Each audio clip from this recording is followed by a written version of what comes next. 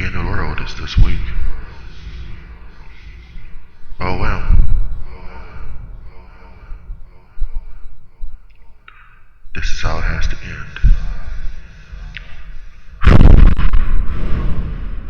With that,